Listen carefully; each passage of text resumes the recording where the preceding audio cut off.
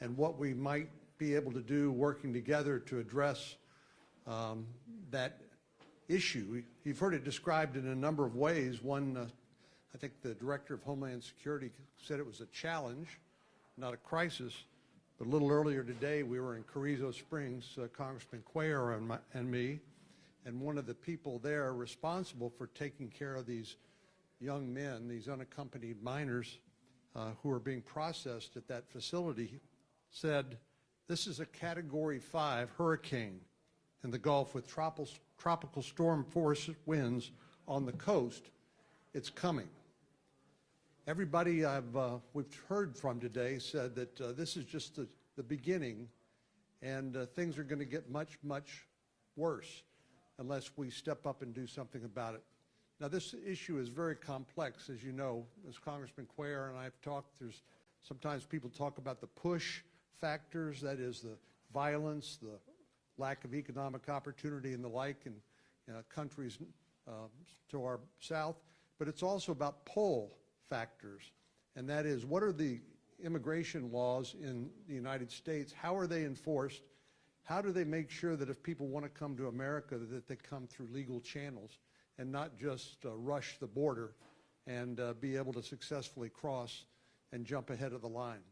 So this is a very, obviously a very complex issue. We've got a number of people here to speak to you, Congressman Cuellar, Mayor Sines, and then we can answer some questions. So let me turn it over to my friend Henry Cuellar. Thank you, Senator. And again, I would like to emphasize bipartisan, because I think you're going to see Monday an all-Republican delegation go to El Paso. Then you'll see an all-Democratic delegation coming in the next month or so, earlier than that. But this is bipartisan. This is what the Senator and I have emphasized. We started off today in Carrizo Springs to see the kids that are there, ages 13 to 17. We've seen this before. We started in 2014. We started in 2019, and we're seeing them again. The numbers yet have not hit the numbers that we saw in May of 2019, but they're going there because the high months of March, April, May, or June are coming up, and we're seeing those numbers go up. So as the Senator said, we got to look at both the push factors and the pull factors. It's very important that we look at both. Sometimes folks have a tendency of looking at one and not the other one, but I think we need to look at both to address that. The other thing is, I know we got Border Patrol, which I support Border Patrol. I sit as the Vice Chair Homeland. I support ICE also, Air Marine, the men and women in blue. I support Homeland strongly. But I also support the NGOs, and we heard from the NGOs. And I had a call with the national folks at the NGOs where the Senator and I had put $30 million, the original money. This bill that we just passed, we added over $100 million, which should be available to help on the humanitarian relief. So we're trying to get that process moving so cities, counties, and NGOs can get access to those dollars. So I want to thank everybody here. It was a good meeting that we had. We heard from different folks, and this is how solutions are worked out, not only here on one side, but hearing everybody. So I want to thank all of y'all for being here, and thank you, Senator.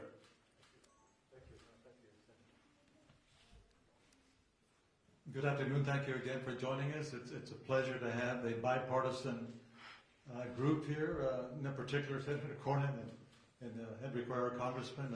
Thank you so much. This is not the first time that you see them together. It's rare in other areas, in other parts of the country, but not here in Laredo and in South Texas. I appreciate all the feedback that we've received, the questions that were asked. I, as mayor, focus and see the situation from the lens of my city, Laredo, Texas.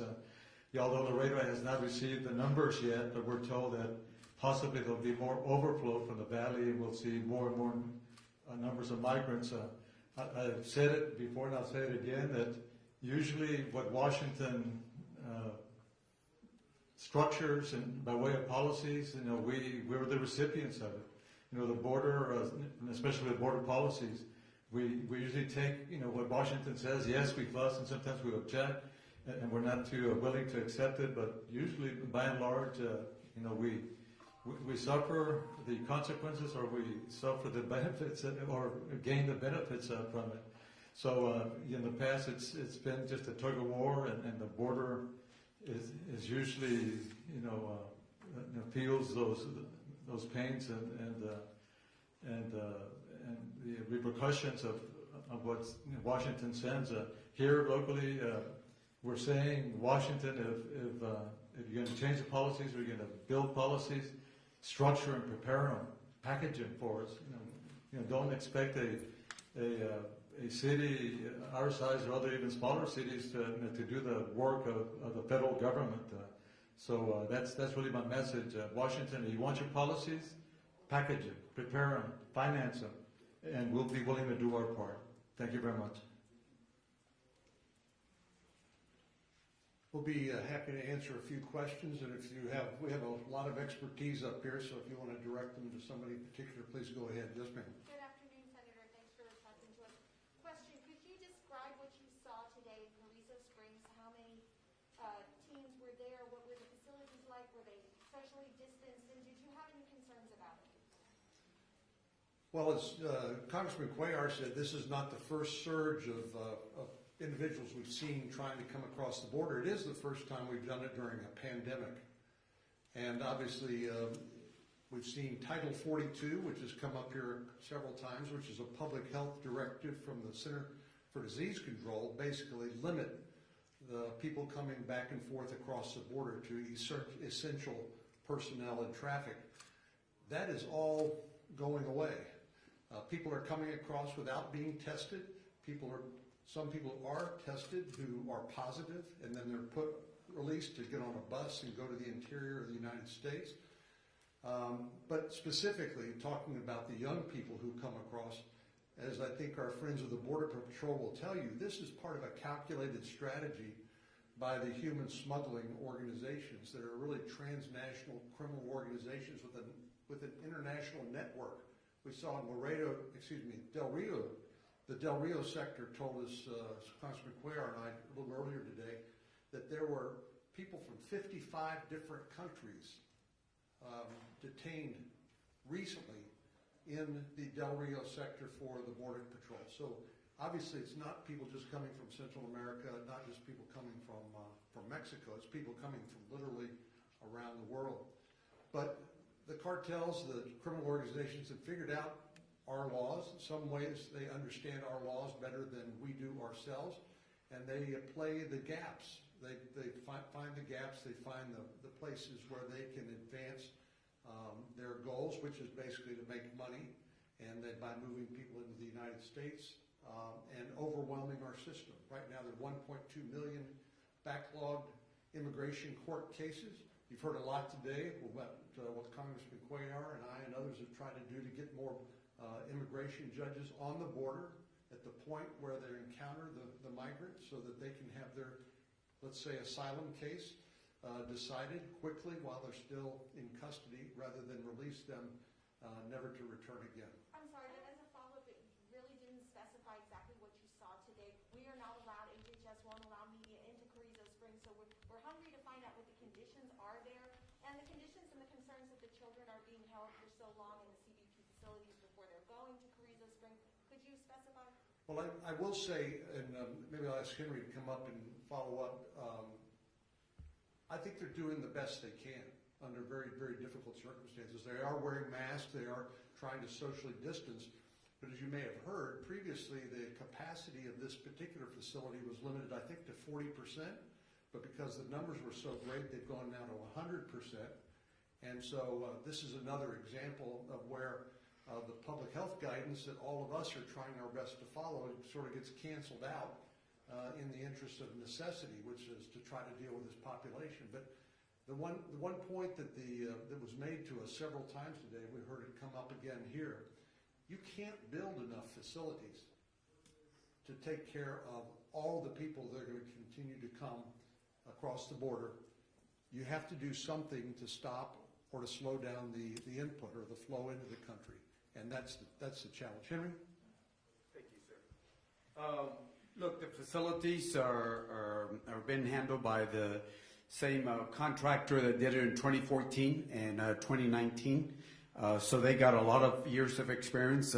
They got 900 plus beds, and they get paid for 900 and whatever number it is, 952 beds, whether they're full or not. They still get paid for every single bed. It comes out to about $800 per person, so it's about $1 million, about a little bit under $1 million that they get paid. We saw there places for education where the kids get education. We saw a place there where they go eat. There's a place there where they get legal services provided and medical care.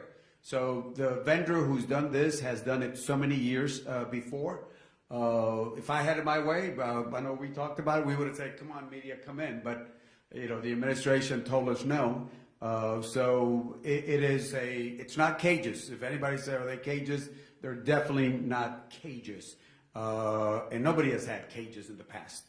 But they're well kept, and it's a vendor who's done this for many years. So they do a good job there. This is for you, Congressman. You talked about this being an ebb and flow. Some years it's high, some years it's low.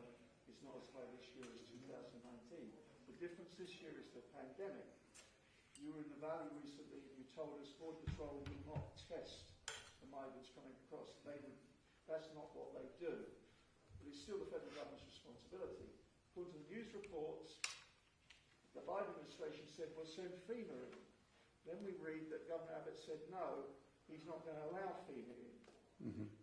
How is it, so who's going to do the testing? How is it the federal government can allow a state to stop people being tested when in the Valley, at least, I don't know about here in Laredo, the mayors, the leaders down there are saying, we will do this, we will help, but give us the resources, right. Allow us to test. Same with the non-profits. What are you going to do at the federal level to bypass if there's a governor or a state saying, we're not going to allow you to come in and test these migrants? Well, we set up the mechanism to bypass the state of Texas in 2019. As you recall, in 2014, we set up a humanitarian relief bill.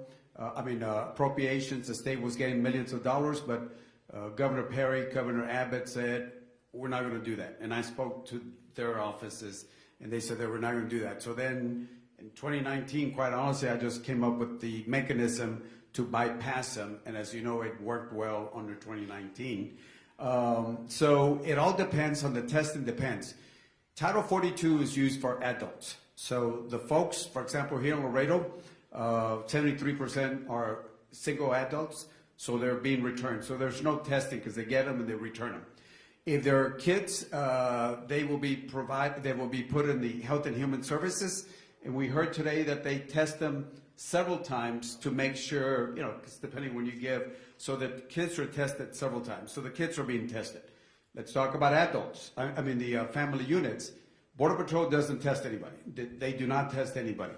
So when they release them, it depends what happens with those family units.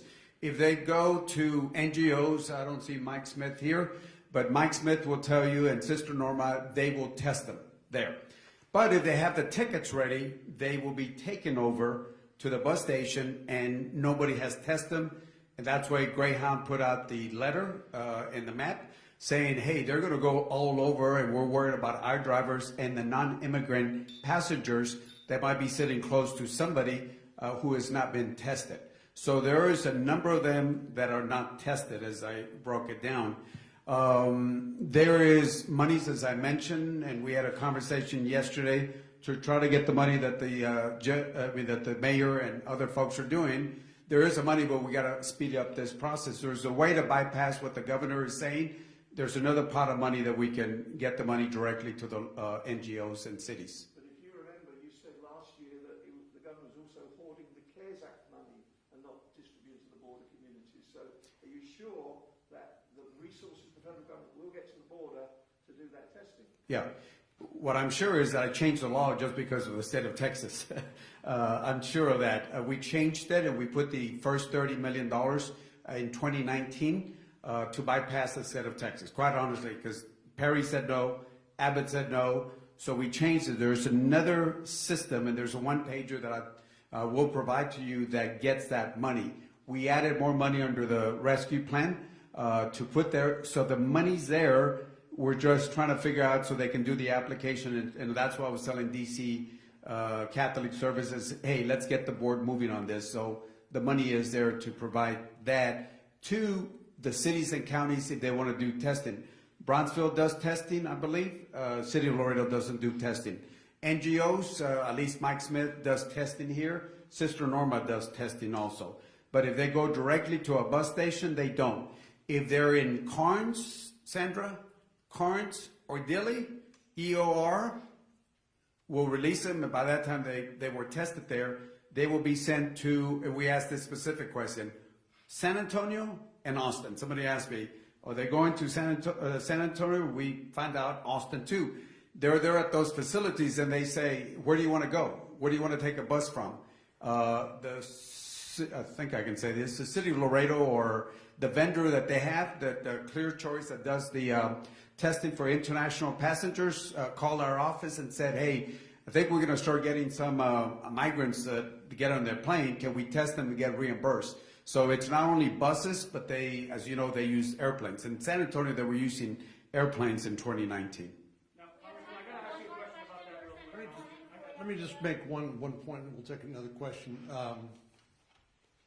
Again, you're not going to solve this problem by just spending more and more money trying to provide more and more resources to care for this flow of migrants, because the number is just going to continue to get higher and higher and higher.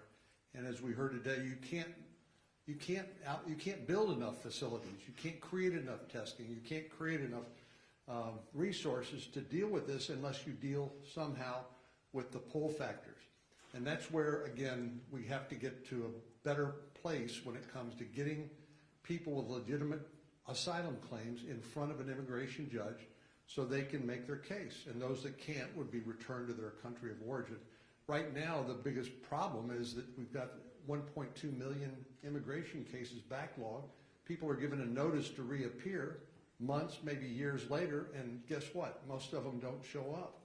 And there's a default order of deportation entered, which is unfair to the people who have legitimate claims. So that's another area where Congressman Cuellar and I have been working the last few years trying to recruit others to help us deal with some of these pull factors as well. Treat people humanely, make sure people with legitimate claims can have those vindicated and enforced before an immigration judge, but to make sure that we sort out the flow of humanity coming across the border. Yes, sir. Senator, this is a question concerning the immigration issue, but I'd like to ask you this personally. Well, let's stick to the immigration issue first, and then we'll come back, and I'll be glad to answer your question. I'm asking you about immigration. Oh, you are? Yeah. I misunderstood you. But let me ask you this. Do you feel safe in the Capitol now? Yes. You do feel safe? Yeah. Is that a traitor to the wall? Yes or no? No, I think Capitol Police and the National Guard are doing a fantastic job. I feel safe. Well, this is the reason. Yes, ma'am. I'm sorry, I can't hear you. There's a media call this morning with the White House where officials said that they would be trying to bring more shelters online, specifically for children. That's been one of the problems, that there hasn't been enough space. COVID restrictions were lifted at the shelters, and now they're able to function at 100% capacity. There's been some problems in some states, but my question was, have you heard about these COVID restrictions being lifted at CBP facilities where I don't believe they've been lifted yet, and they have been facing a lot of problems because, especially in Rio Grande Valley, there's been over capacity. Well, as Congressman Cuellar said, Title 42, which is a public health directive from the Center for Disease Control, applies to all adults. There is a court order in place issuing an injunction against applying those to unaccompanied minors. So it would apply to family units and would apply to adults. But the problem is this virus does not play by our rules. And I worry that just as we're starting to get on top of the pandemic here in the United States with better testing, vaccination, and obviously social distancing, masking, and the like, that we don't really know what unrestricted flow back and forth across the border from Mexico, and it's not just from Mexico. As I mentioned in Del Rio, they said there are people coming here from 55 different countries just through the Del Rio sector of the border control. To me, that's a public health threat, and one we need to get on top of it. And that's just one more reason, and there are many, many reasons, but that's just one more reason why we need to address the pull factors, because we know the push factors of poverty, violence, and the like, economic opportunity, are always going to be there. People want to come to the United States, but what we need to do is to make sure nobody gets to jump to the head of the line. They have to follow the legal procedures, because this is what happens when there is chaos associated with the illegality and the lack of control of our immigration system. Senator Cornyn has to head out, but I believe the rest of the experts are going to stay here and able to answer questions. All right, Congressman Cuellar doesn't have anything to do until 6 o'clock tonight, so feel free to ask him all the questions you want, and make them. Let me say goodbye. Please make them really hard. Good to see you, my friend. Thanks for having me. All right. Thank you, Senator. Congressman, you mentioned the buses that are being brought to places like San Antonio. We've talked to the immigrant rights groups that typically meet them at the bus stop, and Mayor Ron Nuremberg says those buses aren't coming, but you say that they already have come. What's your response to that? Well, I don't know exactly the vehicles that they're using, but from EOR, either in Dilley or either in Carn City, we were told this morning, again, confirmed, that they're dropped off at San Antonio and Austin. This is from EOR. What would you say to the folks that live in I'm just telling you, I don't know what they know, but I can tell you what I was told today. What would you say to the people that live in San Antonio that are going to start seeing more of those migrants coming to our state? Oh, okay. Well, certainly, one of the reasons I told Sandra first, sorry, she was interviewing me at 7 o'clock in the morning a couple days ago, was I think people need to know, because I saw that under Obama, I saw that under Trump, and I'm seeing this from Biden, where they start releasing people into neighborhoods, and I think it's, neighborhoods, bus stations or NGOs, and people need to know. And I don't care if it's a Democratic or Republican president, they need to know, they need to let the community know, work with the cities, the NGOs. Like here, for example, I've been trying to get the numbers. I estimate, talking to somebody, that it's probably 20, 30 a day, and so you do the math, so maybe 250, 300 people.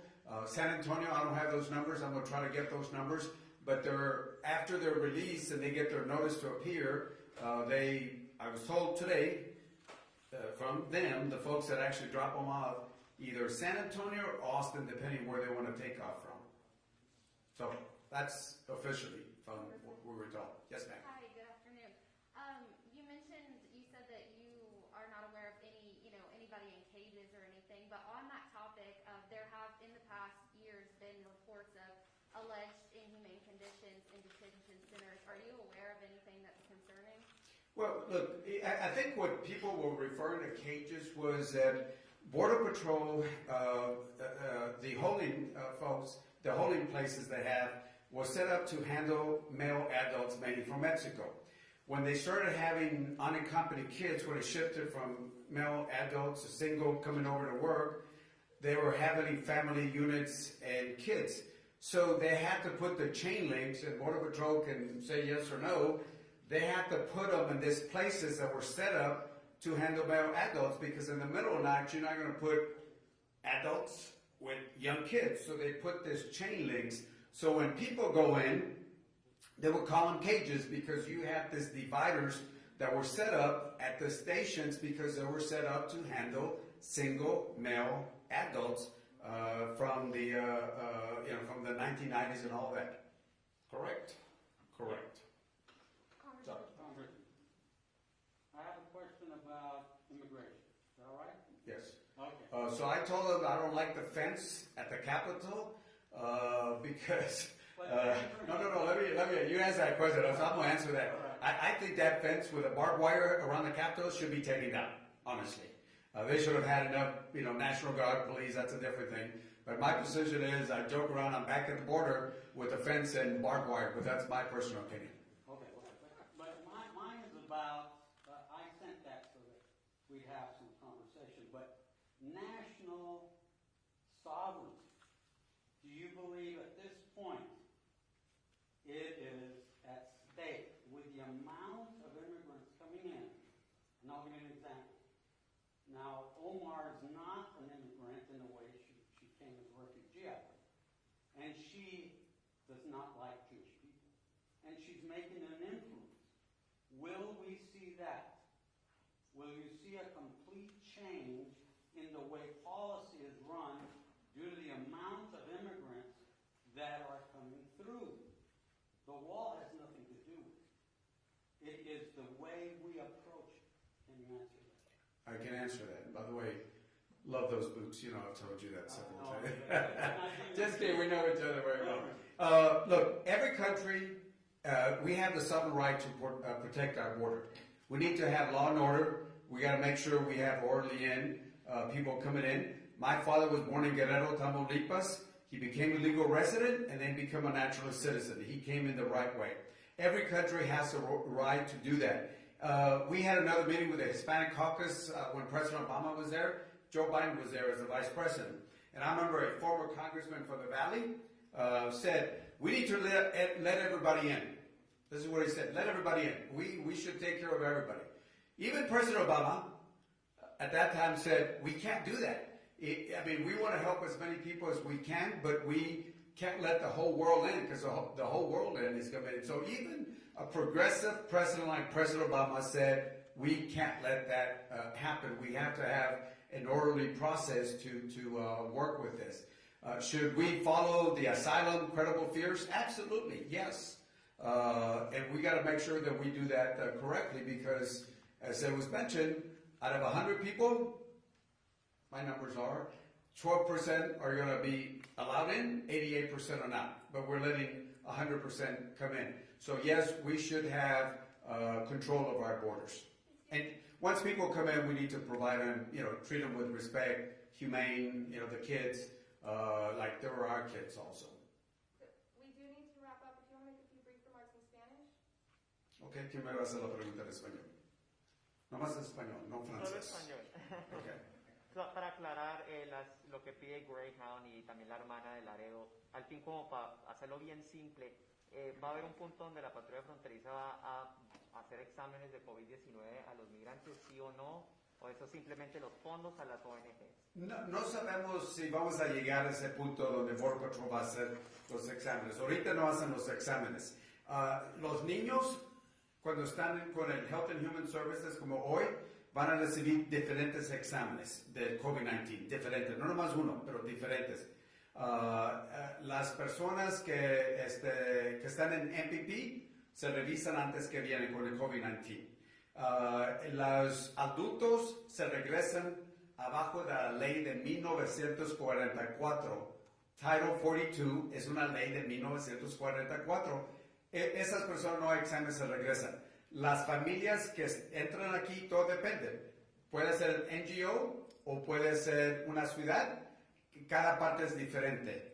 En Laredo yo creo que la ciudad no está haciendo los COVID-19, pero Holding Institute, por ejemplo, sí hace los COVID-19. Es que todo depende. Hay recursos que podemos ayudar. Hay unos recursos que el gobernador dijo que no. Yo llamé a la Casa Blanca y dije, oye, hay una ley que yo cambié donde pueden usar estos recursos, donde se puede venir directamente a las ciudades, condados y a los NGOs. Es que todo depende. Gracias. Congresista, ¿me puede otra vez nomás en breve repetir sobre su recorrido, lo que vio? Y también puede dar un poco de comentario sobre el video que se volvió viral sobre los migrantes que estaban cruzando en el valle, por favor. Sí, bueno, lo que vimos ahora en la mañana es donde tienen casi un poquito más de 700 niños, la capacidad es 952, el gasto por niño por día, por cama, es $800, es que casi están pagando $1 millón por día por los niños hay.